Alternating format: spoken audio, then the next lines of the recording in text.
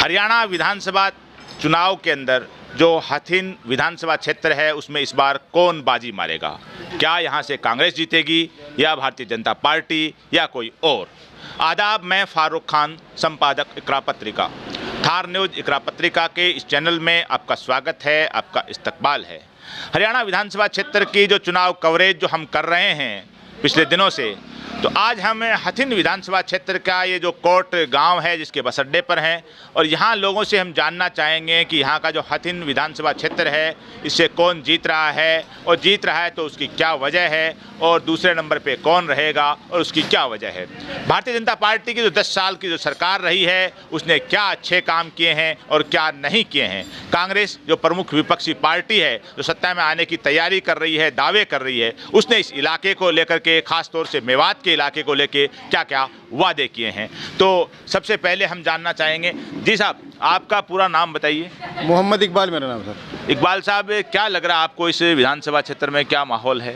यहाँ से ना मुख्य मुकाबला जो है वो तो कांग्रेस और बीजेपी के बीच में है। जीतता कौन लग रहा है? ये चौधरी इसराइल जी जो हैं हथीन विधानसभा क्षेत्र कांग्रेस पार्टी के जो उम्मीदवार हैं उनका पड़ला फिलहाल सब पे भारी है। और निर्दलीय या दूसरी पार्टी के हिसाब से देखें तो कौन है? पार्टियों के हिसाब से ना जी, इसमें एक उसका है क्या नाम है अपना, निर्दलीय है केहर सिंह रावत जी, और एक उसका है सहरावत जी हैं यहाँ पे, एक वीरेंद्र सहरावत जी, तो वो हैं उससे जेजेपी, और उसका गठबंधन है जो चंद्रशेखर जी का उससे हैं, और एक इसमें उसका भी है अपना ये है ना इसकी केजरीवाल जी की आम आदमी पार्टी, उससे भी रावत साहब हैं, एक कर्नल राजेंद्र सिंह रावत जी, और एक हमारे हथीन विधानसभा क्षेत्र इनोलो और जो बहुजन समाज पार्टी का गठबंधन है उससे चौधरी तैयब हुसैन भीमसिका जी हैं। तो आपको इसमें मुकाबला आमने सामने का लग रहा है, त्रिकोणीय चतुष्कोणीय लग रहा है? नहीं, अभी तो ऐसा लग रहा है, देखो जी अभी तो लगभग 5-6 दिन है, तस्वीर और थोड़ी साफ होने में ना अभी 2-3 दिन का टाइम तो लगेगा।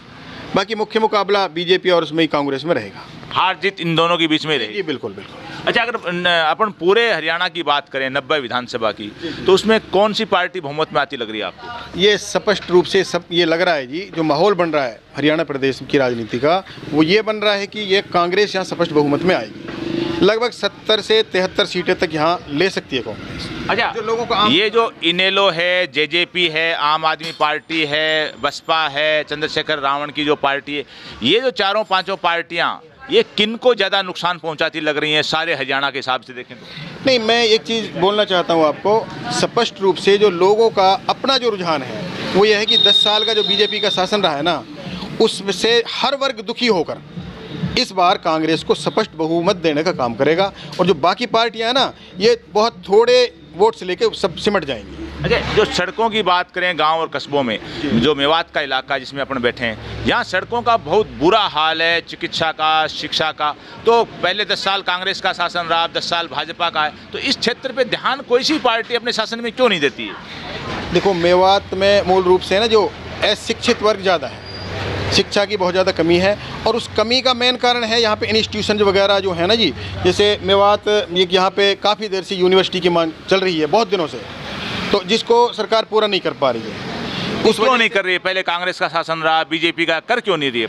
कांग्रेस शासन में तो फिर भी ना यहाँ सुविधा के नाम पे एक नल्लड़ मेडिकल कॉलेज उन्होंने बहुत अच्छा यहाँ पे दिया था, चौधरी भूपेंद्र सिंह हुड्डा जी ने। हथीन में? नहीं, ये नूह में दिया था, नूह मेवात में। तो हथीन इलाका मोस्टली इसमें हमारा जो आता है ये पलवल डिस्ट्रिक्ट में आता है, बाकी सारे पेशेंट्स वगैरह हमारे लिए ज़्यादा दूर नहीं है वो। तो इस जो नल्लड़ मेडिकल कॉलेज है ये पूरे मेवात से इसको फ़ायदा होना चाहिए था, और कांग्रेस सरकार जब तक रही है ना जी वहाँ पे चीज़ें ठीक थी। ऐसा नहीं लग रहा है क्या कि मेवात के इलाके पे शासन, क्योंकि हरियाणा में चाहे वो इनेलो का रहा है, भाजपा का रहा है, कांग्रेस का रहा है, अभी भाजपा का है, तो ये जो शासन जिस भी पार्टी का रहा है, मेवात की सड़कों को देख करके, मेवात के हालात को देख के लग रहा है कि इस इलाके से लोग जीत के जाते हैं, चाहे वो किसी भी पार्टी के जीत के जाएँ, लेकिन एमएलए होते हैं, वो चंडीगढ़ बैठते हैं, राज चलाते हैं, लेकिन मेवात के ऊपर राज का कोई असर नहीं है। मेवात को टारगेट जरूर बनाया जाता है, लेकिन मेवात के अंदर काम के नाम पर कोई भी पार्टी हो, किसी का शासन हो, कोई खास ध्यान नहीं रहता मेवात। सरकारों का दायित्व होता है जी, जहाँ पे अनपढ़ वर्ग हो, जहाँ पे अशिक्षित लोग हों, शिक्षा की जहाँ कमी हो, वहाँ पे उन सुविधाओं से वहाँ के जो लोकल बॉडीज जो सिस्टम है उसको ये लोग उसका पूरा करें।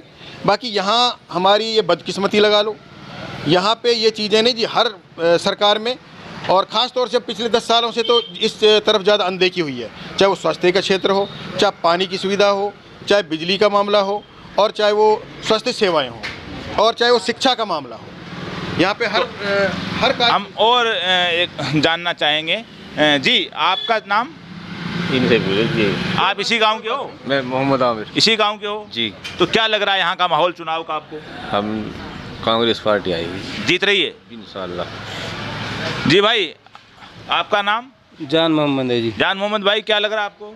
कांग्रेस आ रही है जी यहाँ से। कांग्रेस आ रही है, तो आप ये भी बता सकते हैं कि कांग्रेस आ रही है तो जैसे जो भी मुख्यमंत्री बने, हुड्डा जी का भी नाम चल रहा है, शैलजा का भी चल रहा है, किसी का भी कोई बने, लेकिन क्या कांग्रेस के नेताओं ने इस इलाके में, मेवात के इलाकों में कोई वादे भी किए हैं कि हम आ रहे हैं तो 10-15 दिन बाद मुख्यमंत्री बनने के बाद हम ये करेंगे?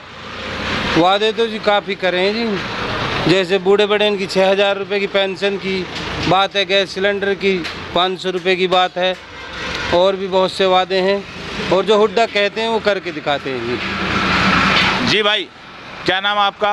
इमरान खान। इमरान भाई, क्या नौकरी कर रहे हो, पढ़ रहे हो, क्या कर रहे हो? अभी तो पढ़ाई चल रही है। पढ़ाई चल रही है, क्या पढ़ रहे हो? पोस्ट ग्रेजुएशन एमए कर रहा हूँ मैं। अच्छा, एमए कर रहे हो, तो रोज़गार का एक बड़ा मसला है देश में, हरियाणा में, मेवात में, पूरे हर जगह ही। तो रोज़गार को लेके केंद्र सरकार भी बहुत बड़े बड़े दावे कर रही है, हरियाणा सरकार भी कर रही है, और कांग्रेस भी जो विपक्ष में है, जो सरकार में आने की कोशिश कर रही है, वो भी कर रही है कि हम ऐसे आएंगे तो ऐसा देंगे। क्या लग रहा है आपको ये पार्टियां, क्योंकि आप भी रोज़गार की लाइन में खड़े हो, तो क्या लग रहा है ये पार्टियां सिर्फ दावे और वादे ही कर रही हैं या हकीकत में कुछ करती भी हैं? अभी तो मेरा मानना है इनके खोखले ही वादे हैं, इन्होंने बहुत वादे किए हैं, अभी रोजगार के उसमें बहुत पीछे है बीजेपी सरकार। जैसे 10 साल हरियाणा में बीजेपी की सरकार रही, तो पेपर लीक का कोई मामला हो, नौकरियां टाइम पे निकलने का हो? बिल्कुल, बहुत ज़्यादा, आपके सामने तो है वो, बहुत ज़्यादा पेपर लीक हुए हैं इसमें। रोज़गार देने के मामले में? रोजगार के मामले में इन्होंने HKRN निकाल रखा है, इसमें युवाओं का बुरा हाल हुआ पड़ा। अगर इंडस्ट्री की बात करें, फैक्ट्रियों की, तो इस मेवात के इलाके में चाहे नूह का इलाका हो, पुन्हाना का हो, फिरोजपुर का हो, क्या हाल है इंडस्ट्री का? पहले तो कहा था इन्होंने 75% दे देंगे, लेकिन कहाँ 75%, 50% भी नहीं है। मेरा मानना तो ये है हरियाणा में। तो क्या कांग्रेस के लोग जो सत्ता में आने की तैयारी कर रहे हैं, वो क्या चौक चौराहे पे बैठ करके ऐसी बातें करते हैं, क्या वादे कर रहे हैं कि हम कुछ करेंगे आने के बाद? हाँ, वो वादा कर रहे हैं। सबसे पहले भूपेंद्र सिंह हुड्डा जी का यही वादा कि 2 लाख नौकरी दूंगा मैं हरियाणा में सीएम बनने। अब हुड्डा जी 10 साल सीएम रहे हैं, सड़कों का हाल लोग ये कह रहे हैं, हमें जो, क्योंकि हम तो जयपुर से हैं, जी, कि हालात हुड्डा जी के टाइम में भी सड़कों का यही हाल था, ये क्या वजह है? वो तो 10 साल पुरानी बातें थी। बात तो अब देखो ना, बीजेपी सरकार भी तो 10 साल से कर रही है। आप इधर जाइए, हतीन जाइए, ग्रामीण सड़कों का कितना बुरा हाल है, 2-2 फीट गड्ढे हुए पड़े हैं। मतलब सड़कों पे बीजेपी ने भी ध्यान नहीं दिया? नहीं दिया, बिल्कुल नहीं दिया, नहीं पानी पे दिया, नहीं बिजली पे दिया। इस टाइम भी लाइट नहीं आ रही हमारे यहाँ पे, देख सकते हो आप। अच्छा जी भाई, आपका नाम? मोहम्मद राशिद। राशिद भाई, क्या लग रहा है आपको? कांग्रेस आ रही है सर, चौधरी साहिल जीत रहे हैं हतीन विधानसभा से। और पूरे हरियाणा की बात करें तो? कांग्रेस से 60 से 70 सीट के बीच में रहेगी। अजय, थोड़ा सा एक बार खड़े हो जाओ, थोड़ा कैमरे के सामने। तो आपको क्या लगा, हरियाणा के अंदर निर्दलीय हैं, वो भी हर बार अच्छी खासी संख्या में जीतते हैं, कई बार 7 जीते थे। अमल दखल सियासत में, हुकूमत में ज़्यादा होता है, हरियाणा में सबसे ज़्यादा निर्दलीय जीतने का भी, यानी 16 जीते हुए हैं। तो ये जो निर्दलीयों का, इनका, छोटी पार्टियों का, इनका भी कोई है क्या? 5-10 MLA इनके आएंगे? नहीं, मुझे तो नहीं लगता कि इनका इस बार निर्दलीय विधायक जीत पाएंगे, क्योंकि हमारे यहाँ पे बीजेपी और कांग्रेस में ही मुकाबला है, जो सीधी टक्कर है। और पूरे हरियाणा में भी बीजेपी और कांग्रेस की टक्कर, जेजेपी और इन लोगों का तो कोई है ही नहीं इसमें। जेजेपी ने बीजेपी से गठबंधन किया, तो उसका भी क्या जेजेपी से लोगों की नाराज़गी है? बहुत ज़्यादा नाराज़गी, किसान वर्ग भी नाराज़ है, और मजदूर जो भी उन्होंने वादे किए थे लोगों से सरकारी नौकरी के, और उनमें से कोई भी वादा वो पूरा नहीं कर पाए। इस वजह से लोगों में काफ़ी नाराज़गी है जेजेपी और बीजेपी के द्वारा।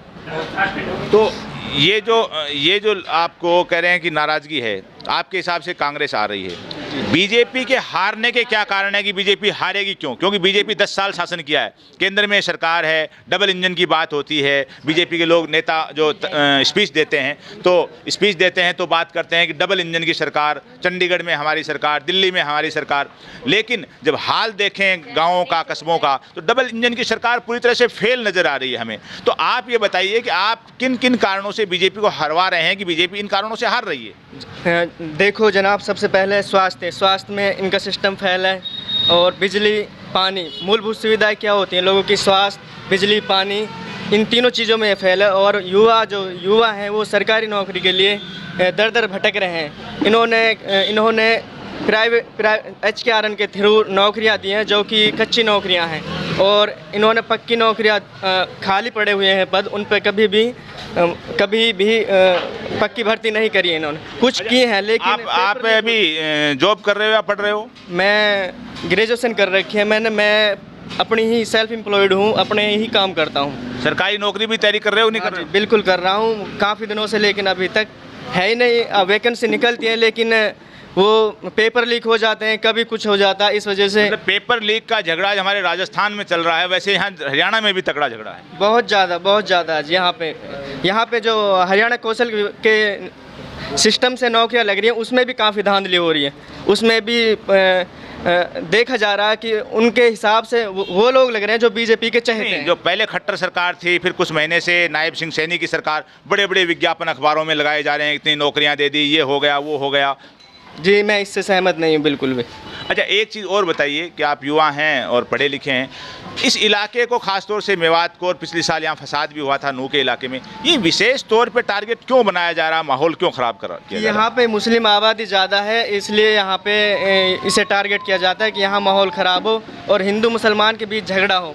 तो इस वजह से बीजेपी को इसका एडवांटेज मिलेगा कि पोलराइजेशन होगा तो बीजेपी को पूरे देश में फ़ायदा होगा। ये काम बीजेपी इसलिए कर रही है कि ध्रुवीकरण हो, उसको वोटों का लाभ मिले। जी इसीलिए कर रहे हैं कि पोलराइजेशन हो और बीजेपी को लाभ मिले इसका। जी अब्बा जी, क्या नाम हो गया अपना? तो क्या लग रहा है यहाँ का हथिन विधानसभा का कौन जीत रहा है आपके हिसाब से? हमारा तो वजह साहब जी। नाम बताओ उनका पूरा। इसराइल चौधरी वो जीत रहे हैं इस बार? हाँ इंशाल्लाह। और पूरे हरियाणा की बात करें तो पूरे हरियाणा के तो हम कांग्रेस सरकार चाह रहे हैं भाई, हम तो पक्की आ रही है? पक्की चाह रहे हो? आ रही है उम्मीद है लाग जासू। जी आपका क्या नाम हो गया? मोहम्मद ताहिर। क्या लगा नाम है आपका? वो ताहिर साहब, क्या लग रहा है आपको? चौधरी साल जीत रहा यहीं से विधानसभा से। हाँ जी अब्बा जी, क्या लग रहा है आपको? कांग्रेस आएगी। कांग्रेस आ रही है? हाँ जी। हथिन में या पूरे हरियाणा में ही? पूरे हरियाणा में आएगी, हथीन में भी आ रही है। हथिन में भी आ रही है, पूरे हरियाणा में भी आ रही है। हाँ जी। अपनी उम्र कितनी हो गई? 70-72 की हो। 70-72 साल हो गई। तो खेती करते होंगे आप? हाँ जी। अच्छा, आप ये बताइए कि जैसे खेती करते हो तो जो खाद है, बीज है, इसके जो खर्चे पानी हैं और अनाज होना उसको बेचने का है, तो उसमें क्या लग रहा है, कोई मुनाफा होता है इन सालों में या नहीं हो रहा है? कुछ भी ना हो रहा जी, घोड़ी पहुँच बराबर हो जावे। बेकार भी पूरी नहीं हो रही है। हाँ, इतनी तो महंगाई दौड़ा रखी है। तो ये सरकारें जो वादा करती हैं, चाहे केंद्र की सरकार हो, राज्य की सरकार हो, कि हमने किसानों के लिए ये कर दिया, किसानों को वो दे दिया, बड़ी बड़ी फोटोएं अखबार में लगती हैं, तो क्या कुछ मिलता है किसानों को या ऐसी बातें? ना मिले जी, झूठ है सारी बात। सफा झूठ छपता है। हाँ, कुछ ना। ये जो अब्बा जी भी ये कह रहे हैं कि सरकारें हैं जो सिर्फ बातें करती हैं, वादे करती हैं पार्टियां चुनाव के अंदर, और फिर दावे किए जाते हैं। जैसा कि जो हमारे जो शिक्षित बेरोजगार युवा भाई थे, तो उन्होंने भी बताया विज्ञापनों के बारे में कि चुनाव नज़दीक आते हैं तो कोई भी सत्ताधारी पार्टी हो, हम खुद मीडिया से जुड़े हुए हैं, लेकिन एक हकीकत है कि पानी की तरह पैसे को बहाया जाता है। जनता की जो गाड़ी कमाई है टैक्स की, जो सरकारी खजाने में जमा होती है GST के तौर पे और वेट के तौर पे, उस पैसे को सत्ताधारी पार्टी अपने विज्ञापनों पे, प्रचारों में, अखबारों में फुल पेज के बड़े बड़े विज्ञापन आते हैं, टीवी पे चलते हैं और दावे किए जाते हैं कि हमने 5 साल में ये वादे कर दिए थे, ये काम हुए। लेकिन हकीकत में धरातल पे जब उतरते हैं तो सड़कों का बुरा हाल है, हॉस्पिटल की सुविधा हो, चाहे शिक्षा की सुविधा हो, उनका हाल गाँव में, कस्बों में बहुत बुरा है। चाहे किसानों की बात करें, मजदूरों की बात करें, शिक्षित बेरोजगारों की बात करें, पेपर लीक की बात करें, चाहे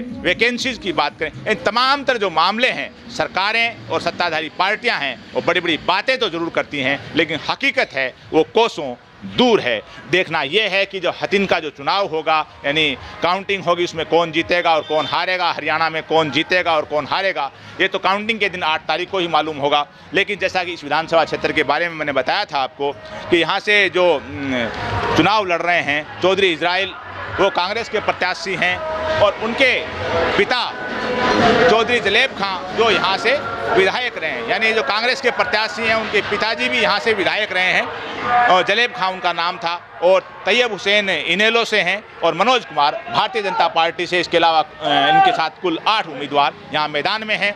असल चीज़ 8 तारीख को काउंटिंग के दिन मालूम होगा कि कौन जीतेगा और कौन हारेगा। लेकिन इतना तय सा लग रहा है कि हरियाणा में छोटी पार्टियां और निर्दलीय भी कुछ गेम खेल सकते हैं, क्योंकि हर बार हरियाणा में निर्दलियों की और छोटी पार्टियों की संख्या भी कुछ न कुछ होती है जिनका सत्ता में अच्छी तरह अमल दखल होता है। आज के इस एपिसोड में बस इतना ही। जय हिंद, जय भारत।